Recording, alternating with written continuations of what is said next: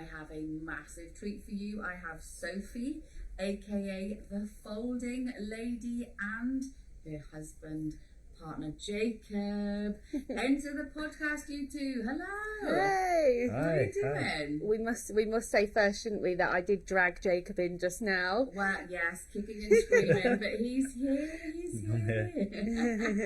But no, Sophie, I've been watching you on the demo stage at the Clean and Tidy Home Show, and I think it's probably the busiest I've seen it. Yeah, and also, you. You've changed the way I fold towels. Yay. Forever, and it's so simple. Yeah, so simple. And I think that's one of, like, a really, really important part of my philosophy is that although I do show some nicer, more difficult folds, the foundation of all my folds that I educate people on are very simple. And you know, because a massive part of my philosophy is keeping it very basic, because basic is incredible and life-changing. And I think at the minute in the world that we're in now with social media, we've forgotten about the basics. We have. Absolutely. And it's, you know, and we haven't got time, right? We haven't got time to be, you know, but for me yesterday, it was just so basic, but then the impact of that towel and how much neater it looked, I thought I couldn't believe it. So, but I want to go back. So, where did it all begin for you? So I used to work so when I left school at 16, I went to I worked part-time actually, because I started at college, and I worked part-time in a department store, and then I quit college very quickly because it wasn't for me, and I worked full-time at the department store from 16 all the way till I must have left when I was like 31, I think I was 32.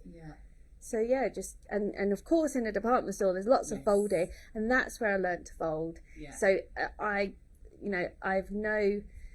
up until then I've no experience of organising professionally. My skill of folding comes from the department store.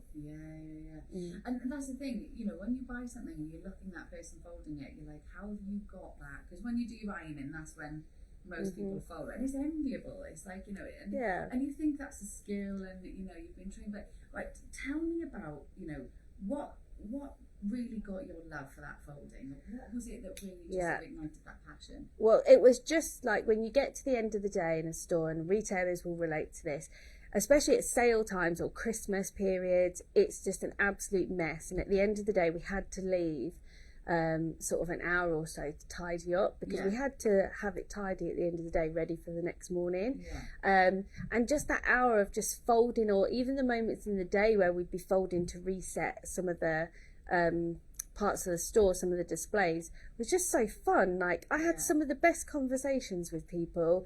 You know, sometimes when I was a manager in the store, I'd have really lovely conversations with my staff where we'd be folding jumpers over jeans, and I'd get to know them, and we'd talk, and I don't know, sometimes maybe we'd get a little bit deeper than usual, or we'd have a real laugh.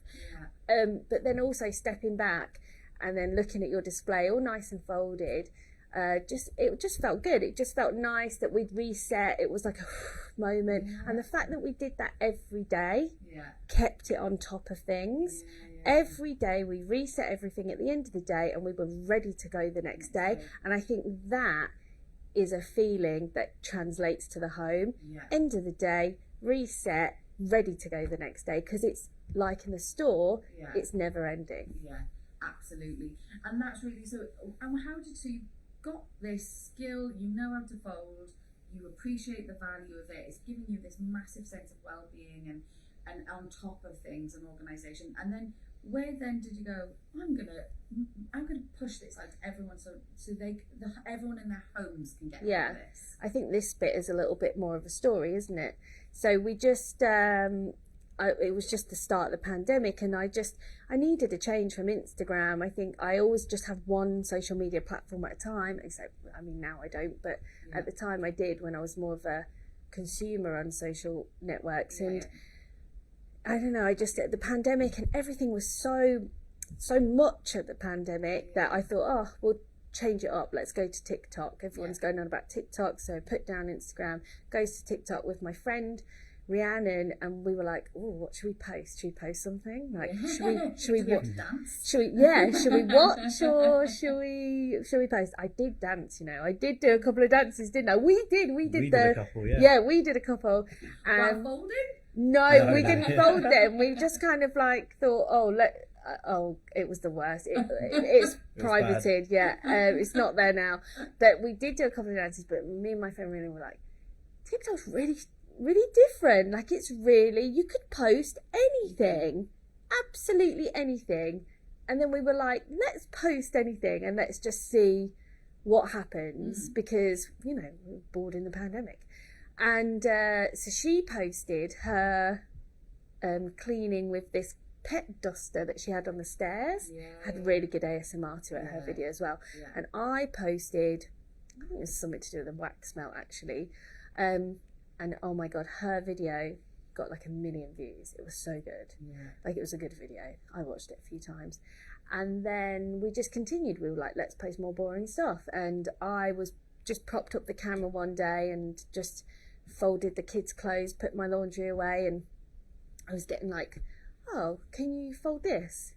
And I can fold that. And then on TikTok, you can reply to the comments with a video. So I started doing that, and I was replying to the comments with a video. I was like, oh, can you fold a jumper? I can fold a jumper. Reply to comment, make a video, and it just like that. And I just kept replying to the comments with videos. The requests kept coming in, and it just built and built and built. And that's how it went. That's just amazing. Like that. So Jacob, are your drawers, are they just immaculate folded? Like, if you want that jumper, you know where it is. Absolutely that, Oh my God, my husband, you just like, do you do consultancy? Can you come to my house and just fold everything? I know. For me? Someone else asked me that. I've done my sister's house, but I never go to anyone's house actually. My husband's like, where's this jumper? I'm like, I don't know. But so that's really interesting. So okay, so it started on TikTok. That's where it was born. Yeah. And is there, what have you seen the response then? People sort of changed the way I run things. It makes a big impact to people's lives, and it seems small, but it's not. The impact is huge. It's an impact in so many ways actually, and it's really different for everyone. So the messages that we get are like, first of all, there's people who don't fold and simply watch the videos for calming their anxieties. They just sit and watch my videos and then they feel nice and calm again, which I love that. And then we've got like parents, new mums who say that folding the baby clothes is just that little bit of control back in the day, and they can really quickly, if something happens to the baby, like an explosion, they're like, quick, baby grow, vest, nappy, let's go, we're done, we're ready to go. And then there's other people that just, they just enjoy it. It's a little bit of control back. It's a nice bit of, it looks nice.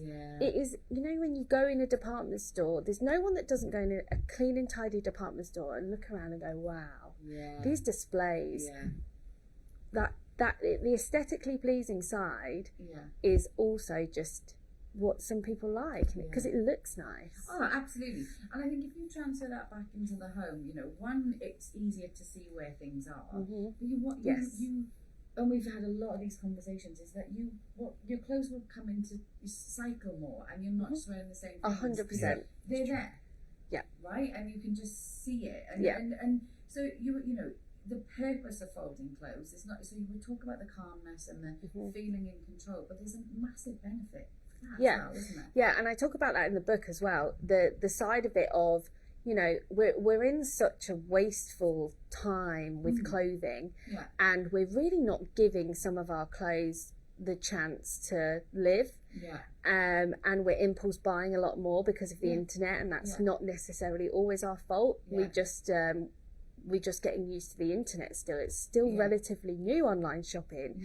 I remember when we were in the store and we got the online shop in House of Fraser, and it's like, it wasn't that long ago, so we are all still getting used to it, and I think we're calming down a bit, filling our baskets and maybe leaving them now, but it is a very click have it by tomorrow kind of environment, which leaves us with too much for our spaces. And one of the things is really important is when you do fold the way that I teach in the book and on my socials, you'll always see everything, and you'll never have something that you find a year later and go, I never wore that, it's still got the tag on. Yeah.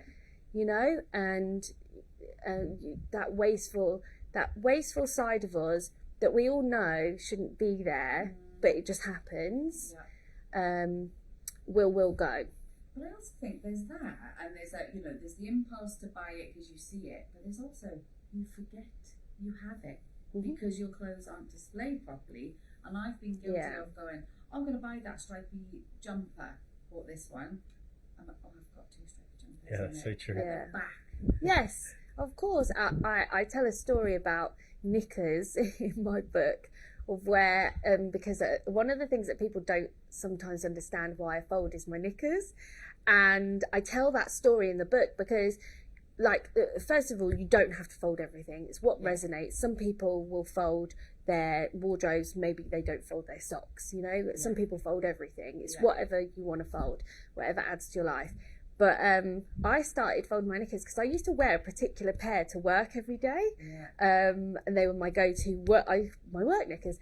But Just to clarify, the same style but not the same pair. Not the same pair, no, same style, not the same pair. And every morning, because I'd have to get up so early, I was in work 7:30 every day, and I'd get up really early, and I needed to find these knickers, and I just couldn't find them, and then it would ruin my day because I wanted to wear those. Favourite pants, great for work, feel great, no problem all day. They were actually 100%. Sainsbury's. They were Sainsbury's black, 100% cotton. I think we have the same favourite pants. They're amazing. Yeah, 100%. And then I couldn't find them anyway. So then I thought, well, maybe it's time. Let's have a go at folding this. I need to organise this. This is stressing me out in the mornings now. It sounds dramatic, but it really was. Are you losing time? Losing time. Can't find them. Just want to get dressed and go. And I folded all my knickers, and I found 5 pairs. I honestly thought I was never going to find. I couldn't believe I found them. Fresh pairs, still folded in the way they were in the packet. I couldn't believe it because you think you can see everything.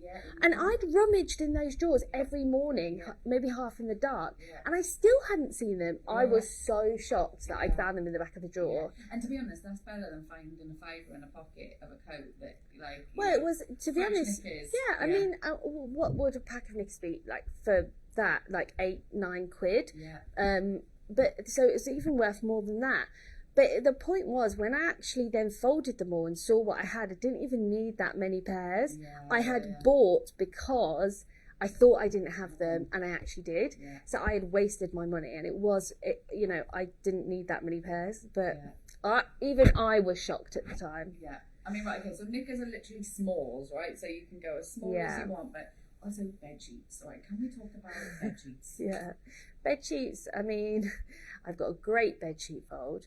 But yeah, bed sheets, I think, so, I don't know, so I think it's one of those things that we don't need that many of. We've only got 1 bed sheet on our bed at any one time.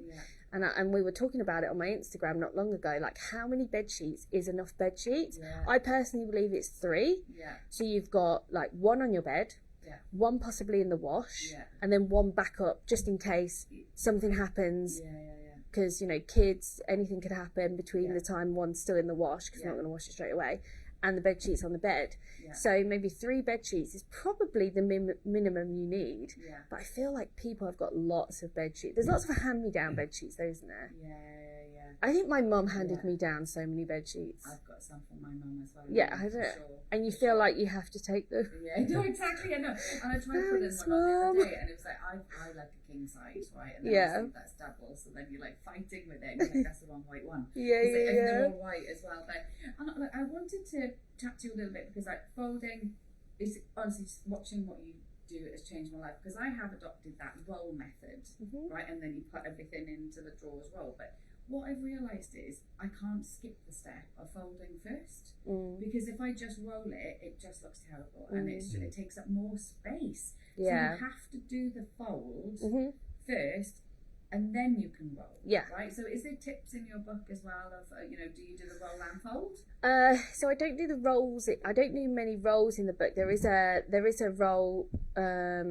But it's not really a home roll, it's more of a travel roll, because the Ranger roll is probably a viral fold that I did. But it's mostly folding in the book. But all the basic folds that you'll need, because let's face it, there's a million folds.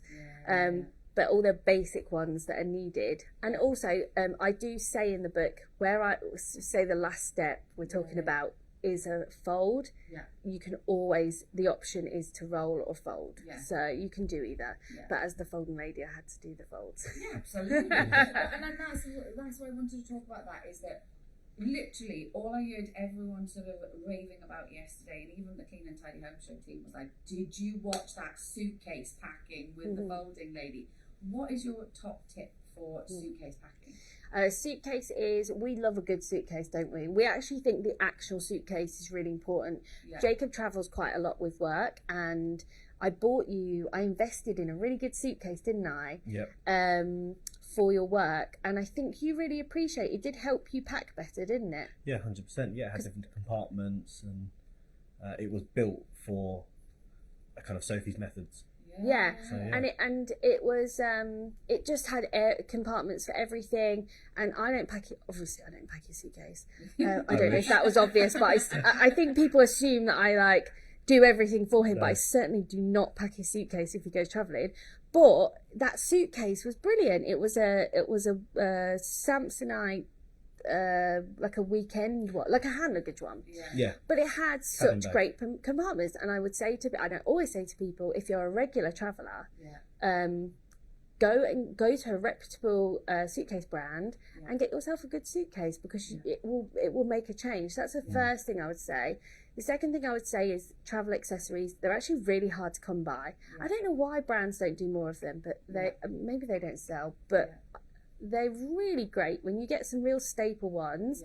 They're really great. So for example, here today you've got stackers, a very, very not underrated isn't the word that I'm looking for, but maybe not very, I don't know, I don't know if they're under the radar.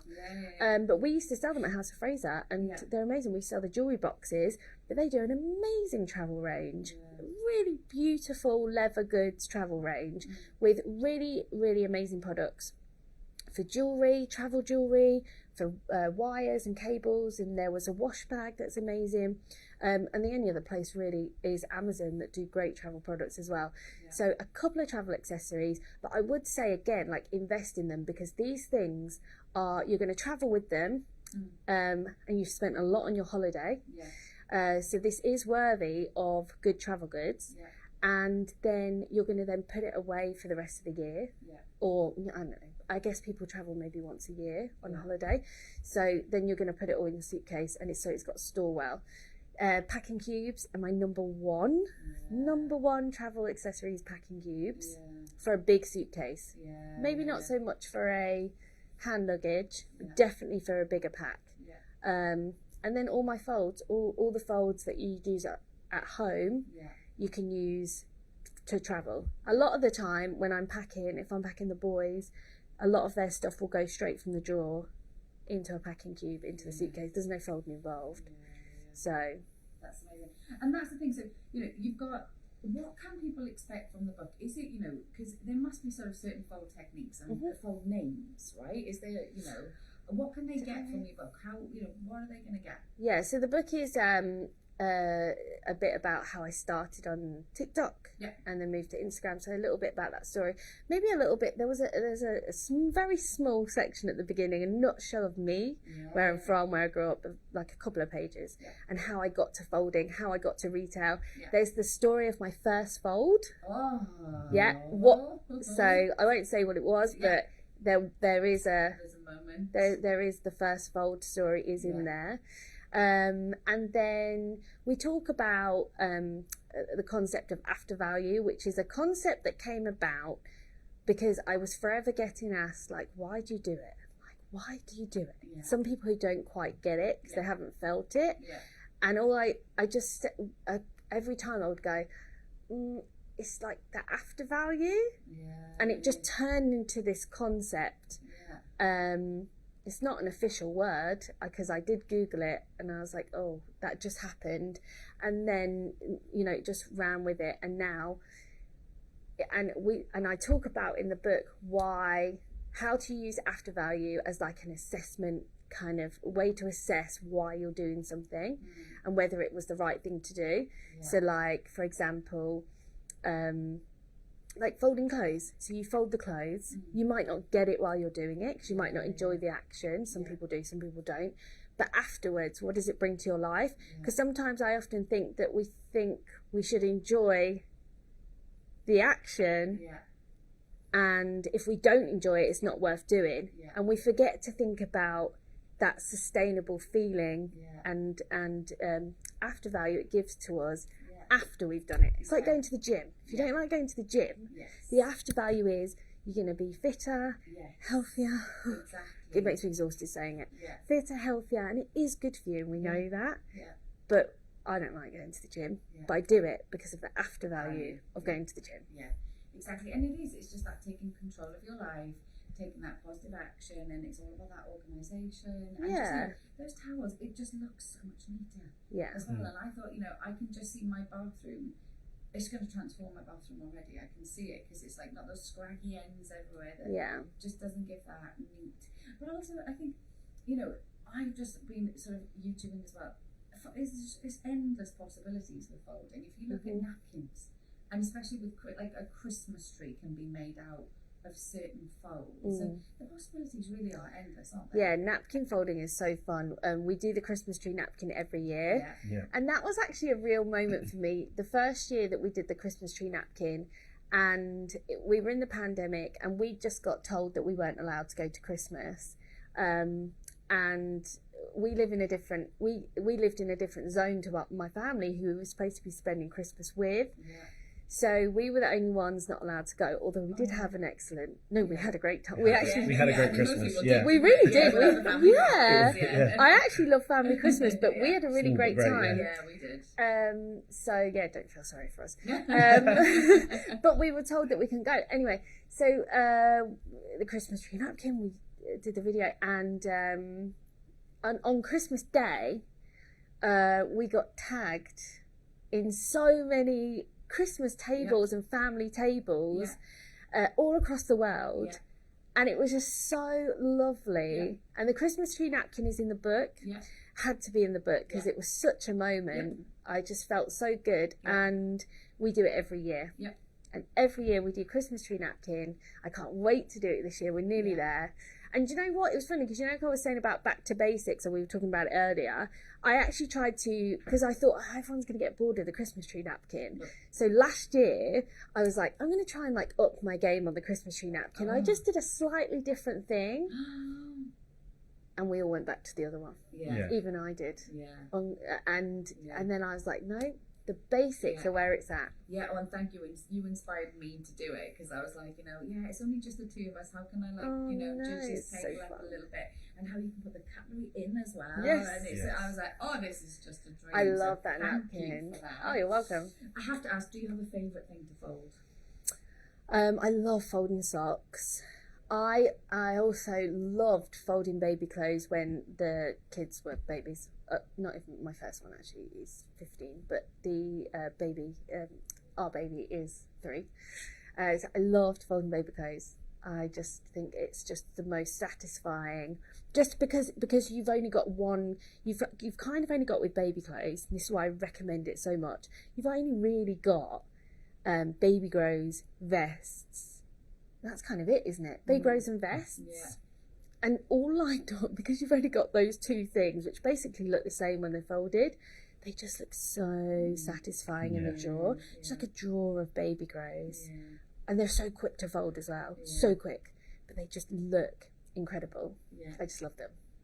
Well, I think, look, it's simplistic to do, when you get your head around it, and the impact is just so massive. So I absolutely love your work, and I know everyone here has loved it as well. And what's it been like to talk to people and get, not just behind that social, like get face to face with them? Yeah, it's been so lovely, hasn't it? Because we talk to quite a lot of people. Loads of people follow Jacob as well. Jacob will say to me, I spoke to Carol earlier. Carol messages us every day. There's certain people who really put the effort in with us, don't they? And especially like even just like now with Jacob as well. People are so lovely. We have lovely followers. We really, really do. And to meet some of them today, has confirmed how lovely our followers are. Yeah. And yesterday as well, and it's been amazing. And Great everyone's- bunch. I've heard so many people say, "Oh my God, you're exactly like you on Instagram. You are so real. It's not a persona. It's you. They are. This community is what Yeah. you see is what you get. Isn't Yeah. it? Yeah, 100%.